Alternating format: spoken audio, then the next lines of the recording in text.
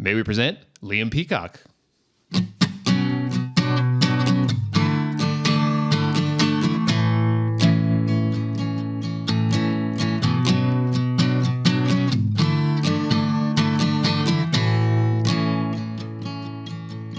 Take a walk with me on the cliffside where the trail goes out in the grass fields. Take a walk with me, and when we meet there, I will reach out my hand closer to you. I will reach out my hand closer to you. 'Cause out here, the horses fear nothing, so why not fear nothing at all?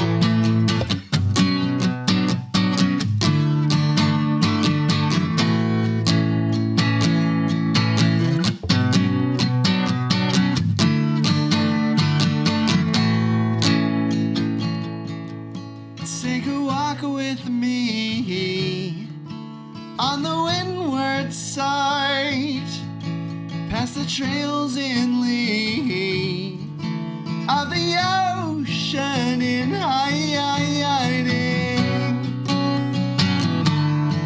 And when we meet there, I will reach out my hand closer to you. And I will reach out my hand closer to you. 'Cause out here, the horses fear nothing, so why not fear nothing at all? Can I touch your face? 'Cause I was thinking we could stay. 'Cause I'm not afraid of the cliffs or anything.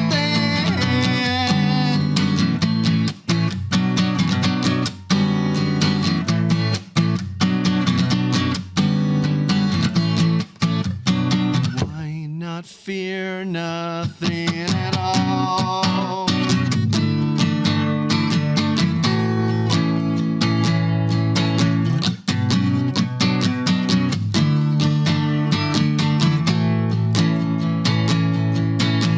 Take a walk with me on the cliffside where the trail goes out in the grass fields.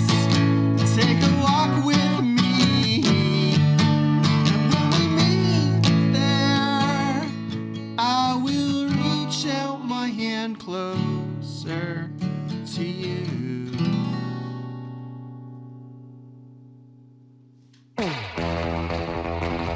Hey folks, this is Sam Roberts. Hey, this is Kim Mitchell. This is Hannah Georges, This is Matt Mee. This is Derry Graham from Honeymoon Suite, and you are listening to You're listening to and you're listening to the Hulk Caesar Show.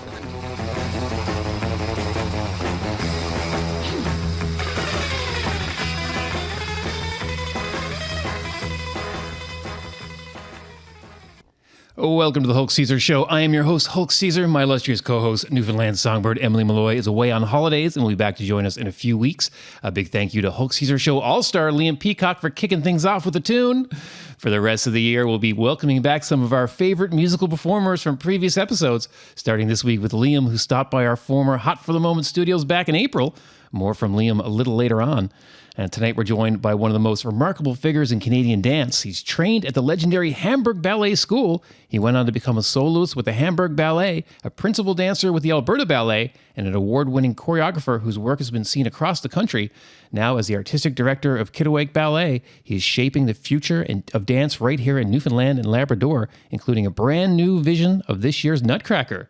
Yukichi Hattori, welcome to the Hulk Caesar Show. Thank you. Now, Yukichi, you've had an extraordinary career across multiple countries and companies. What drew you to take on the artistic leadership of the Kittiwake Ballet right here in Newfoundland? Wow. Curiosity, really. I saw this ad for this, job. Where were you living? Calgary before this. Mm-hmm.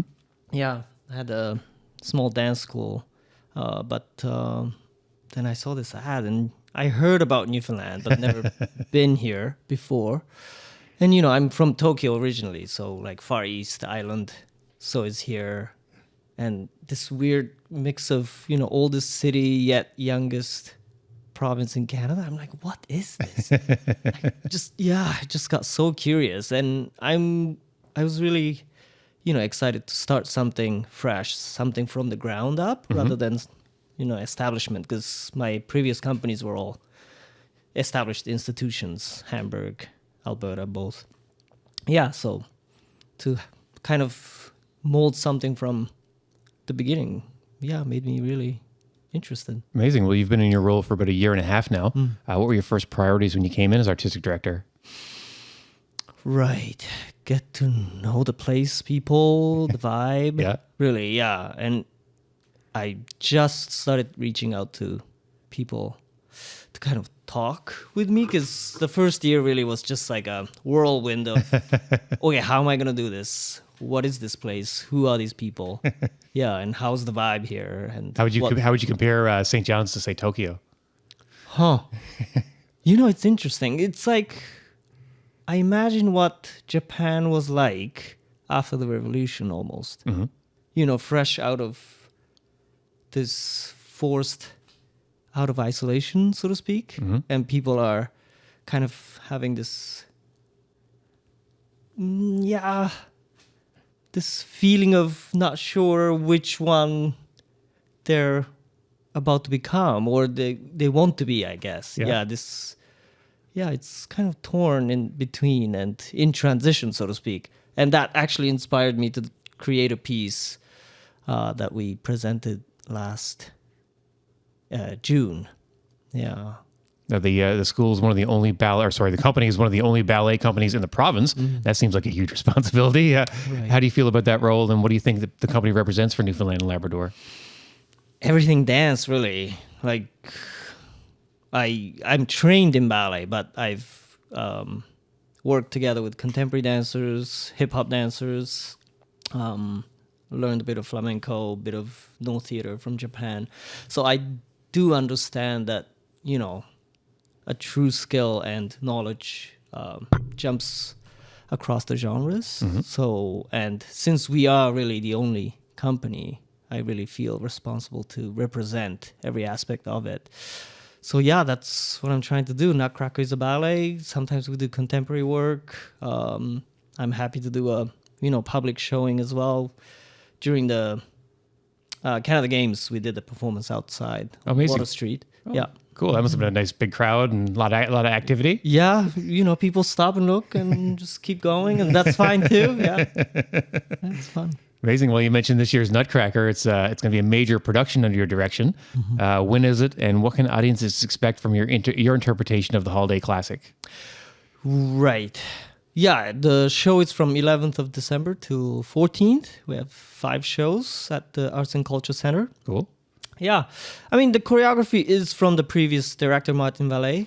I haven't touched too much yet, because to recreate a show as big as Nutcracker, you would need, quite a bit of funding and work.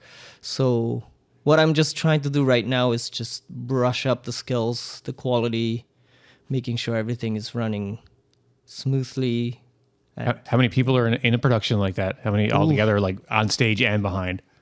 Around 120. Wow. Yeah. How many of those are on stage performers?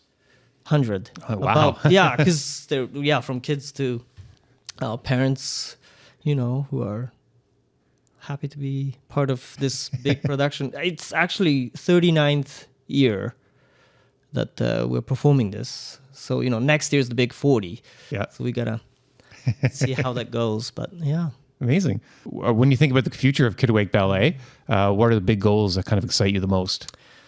Right. Really, No, not national. Provincial tour is my first goal. We take Nutcrackers to, Corner Brook, Stephenville, Grand Falls, Windsor, Gander. All the arts culture centers, I guess, eh? Yeah, but we haven't been to Labrador yet, for example. And I would like to take other dance pieces into those places as well, and hopefully create an institution for dance that young artists who would like to pursue a career in dance doesn't have to leave the province to study. Like lots of them have to go to Toronto or Montreal. I'd much rather if they can stay in St. John's. Yeah. Even like from Gander to St. John's, it's much easier travel than over to London, so to speak. Yeah, so amazing. Mm-hmm. All right, let's take a quick break. Here's another of my favorite performances of 2025 from all the way back in March. It's Liam's bandmate in Midnight Watch, the amazing Evan O'Coin with Thank You Kindly on the Hulk Caesar Show. Thank you kindly for your time. Wish you hadn't wasted mine. Oh, hey, the sun shines and it still rains. We were wine and cheap perfume. Wrecked my head, you wrecked my room. Saw nippers in the bud for blooms. I'm trying to break your heart. At least that's what you said. Should have believed you right from the start. Instead I took you to bed. I thought that I could make your mind change. Take our story, write a new page. Thank you kindly for your time. Wish you hadn't wasted mine. Oh, hey, and the sun shines and it still rains. We were wine and cheap perfume. Wrecked my head, you wrecked my room. Saw nippers in the bud for blooms. In the aftermath of you and I realize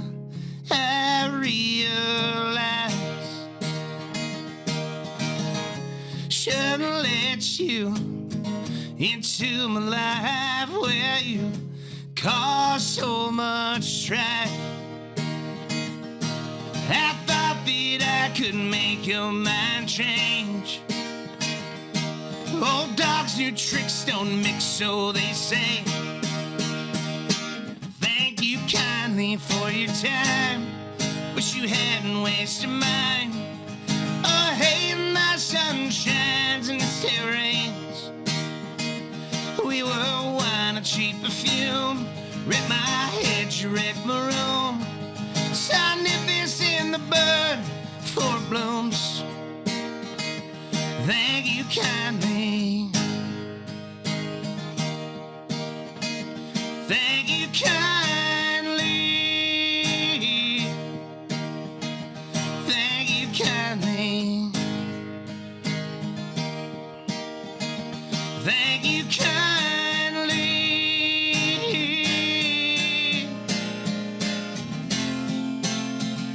Thank you kindly for your time. Wish you hadn't wasted mine.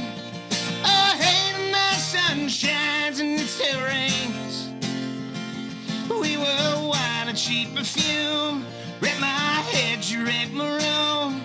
Saw nippers in the bud for blooms. Thank you kindly. Thank you kindly. Thank you kindly. Thank you kindly.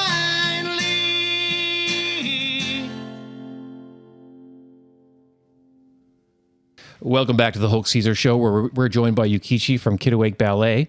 You've choreographed for major companies and even for symphonies and operas. How does your creative process change when you're building work specifically for a ballet company? That's a difficult question. It depends. Sometimes it's the music that starts it. Sometimes it's just the scenery. Sometimes it's a novel. Yeah, but there's definitely a spark that starts it, and then you dig deeper, and then you bury those holes that you dug, and then you dance on the, the nurtured land that you dug up, kind of. Yeah, but usually, like say for opera, it was Merry Widow. That one's director was already there, so the director is in charge of, the thematics and the looks and all that jazz. So I just kind of choreograph, enhancing that vision. And when it's a ballet, there's a story. So I just try to, as I tell the story, try to kind of put my own interpretation underneath it. So there's a multitude of multiple ways of seeing it and enjoying it. But when I make a contemporary ballet that is abstract, I really tackle on one theme and then kind of origami the themes on top of it, and a crane comes out. When you're kind of creating a ballet, I don't know a lot about it, I guess. With music, I guess I often ask people, do you kind of start with the music, or do you kind of start with the lyrics? When you're writing a ballet, does it kind of vary? Do you kind of start with a musical production, like kind of putting music down and then kind of putting dance towards it, or do you sometimes have sort of moves in mind and the music kind of comes from the moves? Or Right. I think that also depends. Sometimes it is the groove that moves your body, and then you try to shape the movement that you came up with. Or sometimes it's architectural, like you have a scene you want to say, like say a relationship, how they stand from each other tells a story already. So you start to build from there, and then the steps enhances that relationship, so to speak. So it's architectural, musical, or simply, you have a theme of movement you want to start with. Like, I don't know, salute. I don't know. You just salute 200 times over and see how it develops from there, Again, I think artists tend to get bored fast. I mean, I do anyways. So it's really about how do I keep myself, entertained, focused on this one theme that is important, because otherwise I would just walk away. if you're doing another ballet, like a ballet that's already written and already produced, like the Nutcracker, for example, I guess, does it kind of come with the dance and the moves kind of all in, and you're kind of presenting it as it is, or is there more of an interpretation to it? Or Right. Yeah. Traditional things, it's, I guess you can go either way. The Germans, for example, their operas are so out there now. It's like the Magic Flute is sci-fi. Like, they're on the moon. Like, they completely throw out the tradition and just do whatever they want. But since, North America or Japan, where I'm from, the history of ballet opera is not that long. So I try to pass down the torch, so to speak. So I keep it somewhat traditional and then just put a new interpretation to it. But I like referencing things like Easter eggs, kind of, so to speak. So when you see that, and I go, I know this. So I guess what it does is the more knowledge you have, you enjoy more. Of course, without knowledge, it should be enjoyable as well. But it's like hiding that sampler into track here and there kind of things, I guess. Yeah, I don't know. Now, I'm sure ballet companies everywhere, like a lot of arts, are struggling with funding and audience building. How do you feel Newfoundland? What do you feel Newfoundland needs to do most to support the ballet community? Well, please donate. But again, like Kittiwake Ballet has a near 40-year history. However, we've been only professional for 8 years. So we're quite young in terms of being a professional company that has a full-time employees. So really, for me, it's, I got to meet in the middle. I have to prove that we're worthy of, people donating and supporting us. But on the other hand, when the time is hard, the community does have to help out, because otherwise, we will just diminish. And that is, I find that's kind of end of humanity when the arts disappear. Definitely. Right. So it's, yeah, really, like, I do believe when the quality is there, we can at least survive. And really, I guess adopting to the time to a degree without selling out is important as well, because we're publicly funded. So we have the obligation to, serve as well. So it's, for me, it's a 50-50 for sure. But yes, please donate and come to the show. Yeah. Yeah. But I do wonder sometimes, like, how much more can we do outside of theater as well? Yeah, because the world is changing, and unfortunately, dance on screen is not very effective. Mm-hmm. It's it's always better live. Yeah. And there's no Spotify for dance yet, so we gotta see how that. Yeah. How has technology kind of affected ballet? Like, as technology's evolved, has it had an effect on the way ballet is produced? I think the traditionalists have been keeping it at bay. Yeah. And I'm not sure if that's a good thing or not, It's the big question, I guess. Yeah, it's always a dilemma, isn't it? Like, because once you open that floodgate, There's no go back. I mean, we do have projections. Yep. I am interested in VR, for Yep. sure. I could see how that could be interesting to interpret and integrate. Well, because you can be in the scene Yeah. then. Like, the swans are dancing around you and you're like, whoa, like that could be quite entertaining. It's just, again, the budget. Yeah, of course. Yeah. Where can folks find more information about Kittiwake Ballet and the upcoming presentation of the Nutcracker? We have a website, kittiwakeballet.ca. Yes. People are never sure if it's CA or COM. Yeah, but we have a website. The posters are everywhere. You can find me on Instagram, or you can find us on Instagram as well. Yeah. Excellent. I guess everyone can come out and give us the dates again for the Nutcracker. 11th of December till 14th of December. Excellent. Right in the Christmas spirit. All right. Well, thanks so much for joining us. Thank you. Now, joining us tonight as our musical guest is a guy who seems to be everywhere all at once. He's on stage with Midnight Watch. He's holding down the rhythm section with Claire and the Stouts. And he's still riding high from this year's solo EP, A Face on a Paper Bag. He was with us earlier this year, where he played 3 fantastic songs for us, and you can check that out in the archive. He's one of the busiest musicians in the province and one of our favorite musical performers of 2025. Here to perform for us again, Liam Peacock. Liam, what do you have for us next? The next song is, it's the only song from A Face on a Paper Bag that I didn't play in the last episode. So just got to, dry out the well here. Now we're going to be completists. Yeah. Yeah, the first one was from 2018, so I probably should write a bit. But, I write a lot and throw out a lot. Yeah. But yeah, this one is called High in the Air. Great.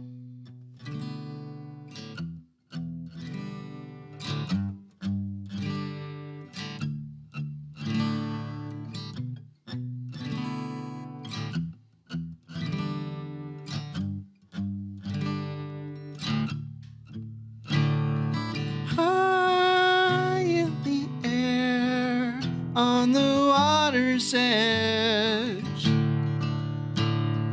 High in the air, on the water's edge.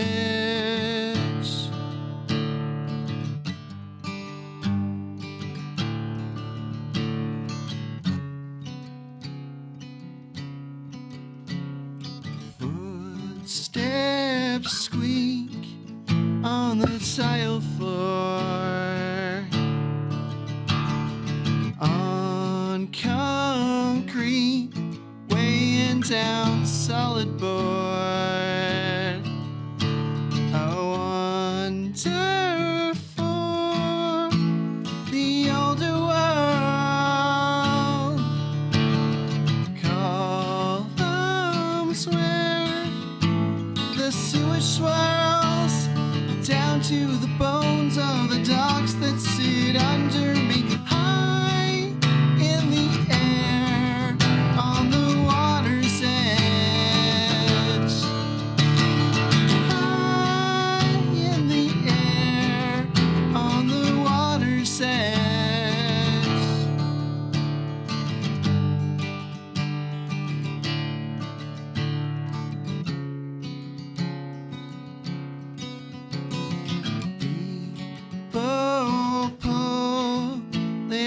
fishing nets on the beach for what nature gets you. Could they see me floating here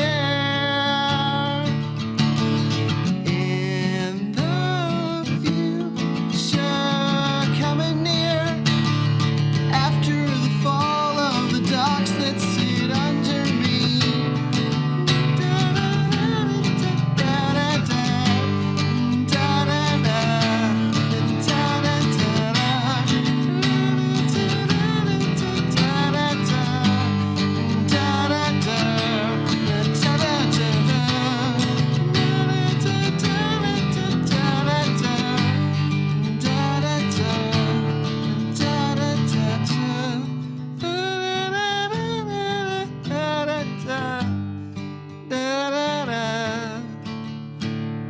None of this is real.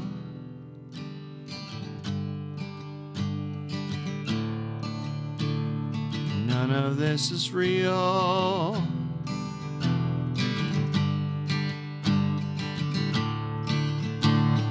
None of this is real.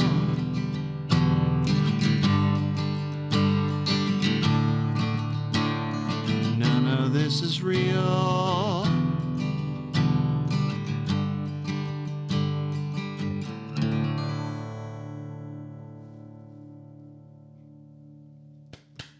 Oh, it's so good.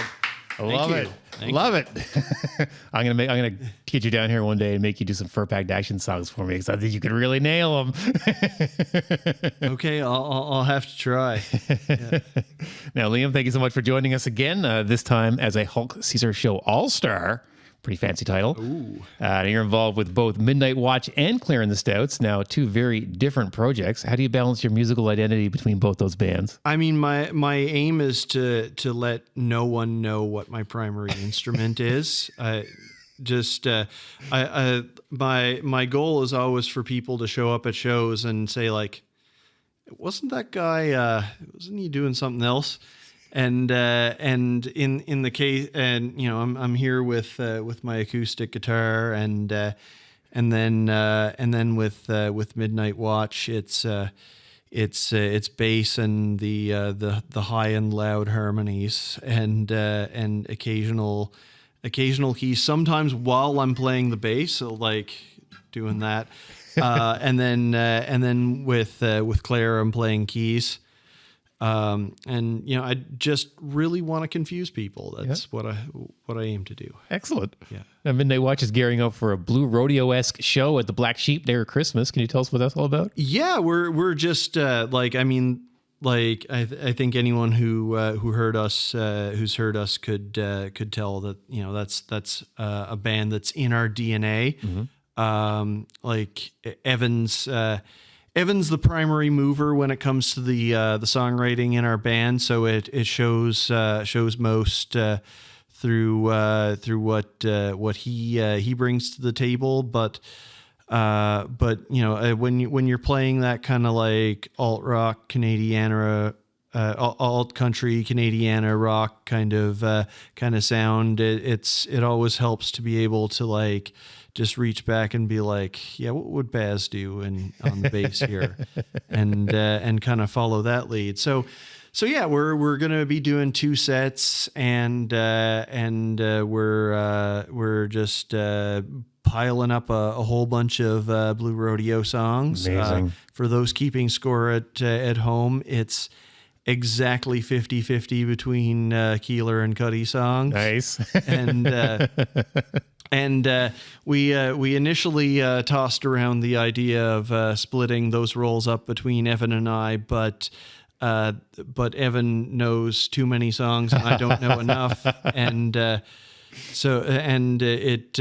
it'll end up being mostly Evan and occasionally me if Cuddy sings a real high note that has to be hit. What's your favorite Blue Rodeo song? Oh, me? I think it's got to be Lost Together. Like, great it's just one of those ones where like, you just hear it and you're like, okay, I could be a hipster and have a vouch for a favorite, but You could be a hipster. This is the best thing they ever made.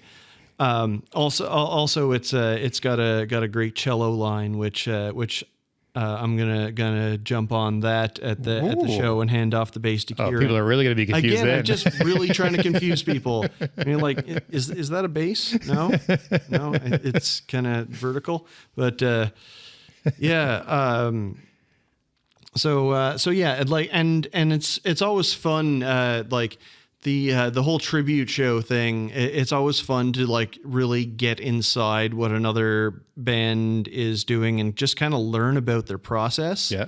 A few years ago, myself and my buddy Kyle O'Grady did a number of shows with a band as the Fully Dressed Men, because Kyle sounds exactly like the Bare Naked Ladies' Stephen Page. And how's that kind of voice? And it's like, yeah, we gotta make something of this natural gift that you have. And so I brought out the upright bass for that, because again, we're just continuing to confuse people as to what it is that I do. Amazing. But and like learned a lot about harmonization and things like that from that. And with the Blue Rodeo tribute, it's going to be something else again. Nice. Yeah. When is that? That is December 20th at the Black Sheep. Tickets are on sale now, I guess. You'll have to ask Evan, Google. but Google. Ask Google. Yeah. Now, Clarence Stouts have vinyl launch coming the next week. Yeah. What does it mean to get that record out? December 7th at Fred's Records. I mean, she's been she's had Time Alone out for a while now, but as you know, vinyl releases. It's a big thing. You want to get that vinyl release. Yeah, it's kind of that thing where like it's almost a bit of a test of the record itself. It's like, okay, this record really has legs. It's time to put it on vinyl. And I think in the case of Time Alone, it is a really great record, and it does have that legs, and people love hearing the songs because Claire wrote some good ones, Mm-hmm. and it's time to get that out in the make it big and square. Yeah. What do you got lined up for next year? Anything exciting yet? There will be a new Midnight Watch record. Exciting. The songs are written and about half recorded. We made a list of about 40 songs that we were considering for the record, but we have it narrowed down to 13, which will probably come down from there. Yeah. But we put a lot into it, and I am going to play one of the ones I wrote. I gave it to Evan to sing because I prefer it when he does that. Yeah. Yeah. I always like to hear that guy's voice, but yeah. Fantastic. Yeah. All right. Well, could you perform one more song for us live at Caesar's Palace here on the Boulevard? After I tune. Excellent. The song is called For Crying Out Loud, and it was co-written by myself and our lead guitarist Kieran Dooley, and then Evan changed one word, so he gets writing credit for it. And I may or may not respect that change in this performance. I won't know until I get there. So will he? We don't know if he'll get his set from SoCan on this performance or not, will he? Yeah, I don't know. It's luck of the draw, really. Yeah.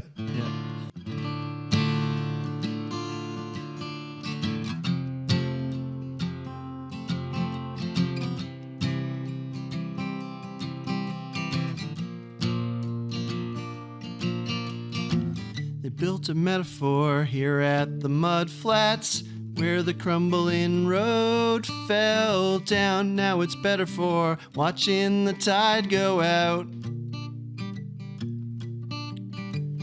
in an overwrought town full of children, where they're practicing acting up in an overthought brush with our nagging doubts. This is the place for crying out loud. Take a leap and run like hell. It's a choice that'll serve you well. If you don't look back at this, I can't sleep, it's 5 a.m. And this is my attempt to reach past the riverbank.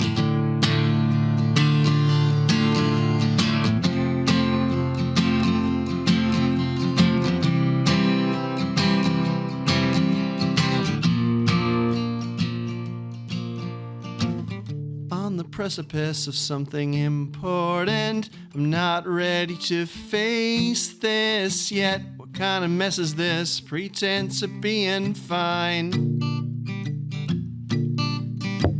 The Trans-Canada on the horizon, by the radio tower range. This abandoned old bridge won't meet the line.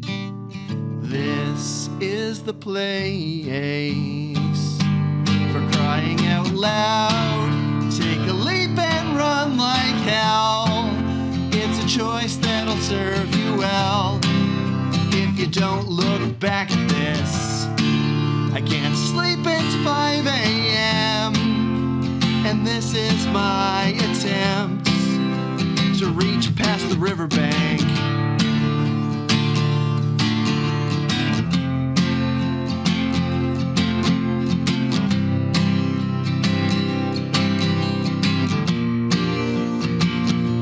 The tide's coming in.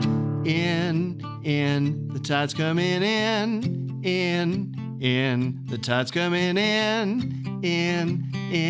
The tide's coming in.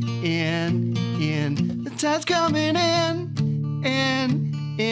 The tide's coming in. The tide's coming in. The tide's coming in. The tide's coming in.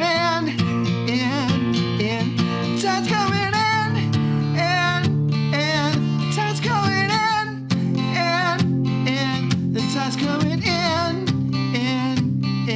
the tide's coming in, out. Amazing. I'm going to listen to that song so much. I listened to Devils in the Driveway like 10,000 times since you've been on my show. Yeah. Amazing. Well, thanks so much, Liam. Thank you. It's now time to play everyone's favorite game of questions, Caesar's Casual Conversations, with tonight's guests, Yukichi and Liam. Now, we have refilled the commemorative E.T., the extraterrestrial hat with questions. We, as Liam knows, we've gone through quite a few questions over the year. A couple of weeks ago, we refilled the hat with questions. Normally, I ask the AI for questions, and it gives them to me, and then I get blind drunk to cut them up so I don't see the questions. But last time I got blind drunk before I interacted with the AI, so I couldn't remember what I asked it the questions to be about.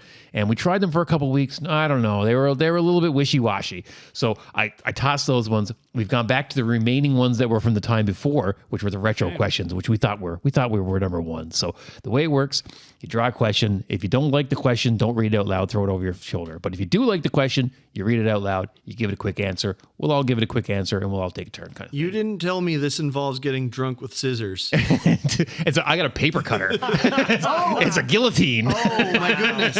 As a graphic designer, that just hurts thinking about that.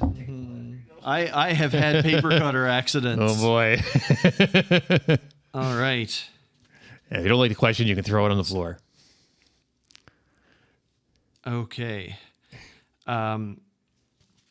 What retro movie quote do you still use in real life? One thing that I find myself using surprisingly a lot is a quote from the movie Bulworth. Okay, it's a Warren Beatty. Oh, I know Bulworth. Yeah. For anyone's benefit, a Warren Beatty movie about a politician who suddenly starts telling the truth after he becomes very sleep deprived, and the quote that comes up often is, "No, the problem is that you make bad movies." Which like I think it goes towards your point of like sort of when people stop putting thought into art and putting their whole heart into it. It's a kind of death, and so sometimes I do think that we should worry less about the content, moral content of our art versus whether we're like trying very hard to make it at all. So Absolutely, yeah. Excellent. Yukichi, what about that one? Do you have a quote? Movie quote? Yeah. Quote. yeah. You throw it on the floor. Yeah, so yeah. It's a question. You throw it on the floor when you're done. Don't put it back in the hat. Sometimes Movie people do. Movie. I don't have a movie. No, it's okay if you don't have one. One that I use a lot is whenever anybody is hurt at all, I can't help but say, "You're gonna be okay." Say the words. You're gonna be okay. For Reservoir Dogs. Can't help myself. Yeah. All right. Do you want to draw one from the hat there? And like I say, if you don't like the question, throw it on the floor. If you do like it, you read it out loud. I'm pretty much the only one who ever throws questions on the floor. Did you ever try to make your own movie or radio show? Huh. I'm not sure if that counts as a movie, but during COVID, I had this really articulate Spider-Man figure. It had metatarsal and everything. Yeah. Shoulder blades. Amazing. So I could actually make ballet positions with it. Amazing. Nice. So I did like a time-lapse Spider-Man doing ballet. Like a stop motion kind of? Yeah. Amazing. That was a lot of fun. Amazing. Just so time-consuming. Oh, yeah. I just don't have time anymore. Excellent. Good answer. Liam? It was a movie or a radio show. Well, I'm employed in radio, so although I don't actually appear on the radio very often, except when our on-air personalities need a regular office staff member to make fun of. But It's a good role. Good role. but when I was in university, a friend and I had a show where we downloaded dirty stories from the internet and read them to each other and tried to make each other laugh. Amazing. And that had to happen after 11 p.m. on Mount Ellison radio, but so we did that. Always thought about like what kind of effort it would actually take to just shoot a really low budget movie with my phone and edit it, but I've never actually felt the artistic impulse to actually do it. Yeah. No. Yeah. I kind of make a radio show every week in some way. You do. Yeah. People always said I had a face for radio, so I had to go for it. Oh yeah. And the voice too. Now I'm on video, so the face for radio jokes, I guess, they don't hit the same.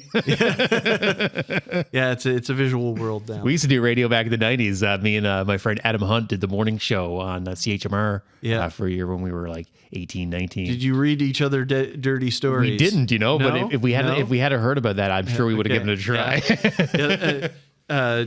Get the format going across several markets. We could bring that back, maybe. Maybe we'll get Candace and J-Lac to do that. All right, that would be hilarious. All right, what we got here? Let's see questions. I don't like that one.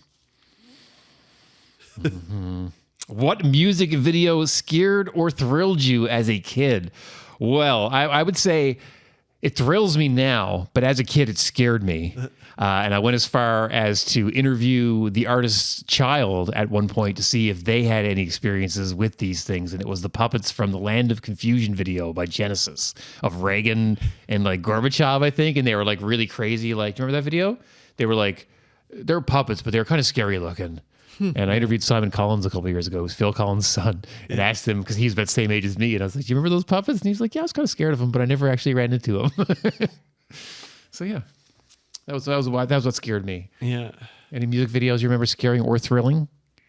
I don't know. It would have to have been one of those like half videos that played between commercial breaks and NTV. On NTV, yeah. NTV, because I don't know how long you've been here, but Yeah. as a youth, especially in the 90s as Yeah. a youth, NTV played some crazy stuff in commercial breaks and after hours. I yeah, heard MTV. partial music videos for some reason, and you know, I'm just sort of thinking that like I didn't actually have cable until very, very late in life. So like by the time I was seeing music videos in full on purpose, Wait, they do these for the whole song? it would have been on purpose, and like I'd have like sort of developed a little bit less of the capacity to be scared by music videos, but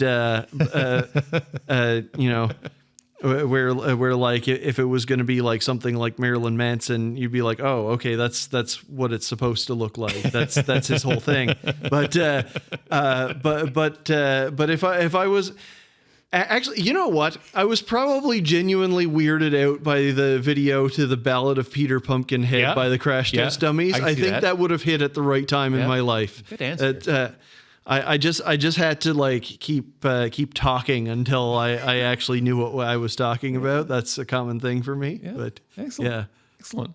yeah. Do you have any music videos? Did you have a big music video culture growing up? Or No, but when I was in Germany, MTV was the only TV I would watch. So mine is much more mainstream, I guess. Yeah, Thriller for sure. yeah, I thought about Thriller for sure. Yeah, but the Karma Police actually did creep me out. Oh yeah, Radiohead. Yeah, Yeah. yeah. I remember Radiohead had that amazing video for Just, I think it was. Oh, where yeah. everyone's like whispering some secret to it and it's Yeah. killing them or something.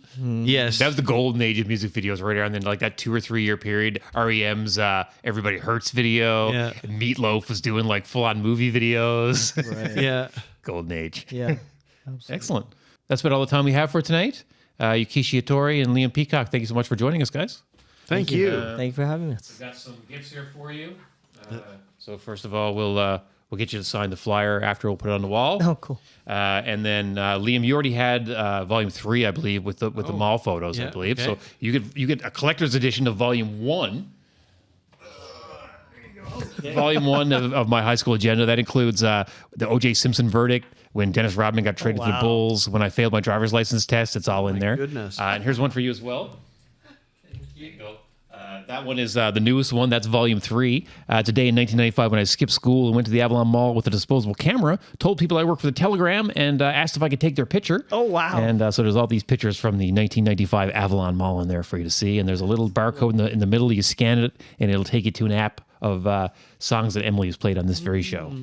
So, all right, guys, thanks so much for joining us. Cool. Thank you. Coming up next week, we'll be joined by new city councilor Nikita Rial and music guest returning champion Joe Tucker.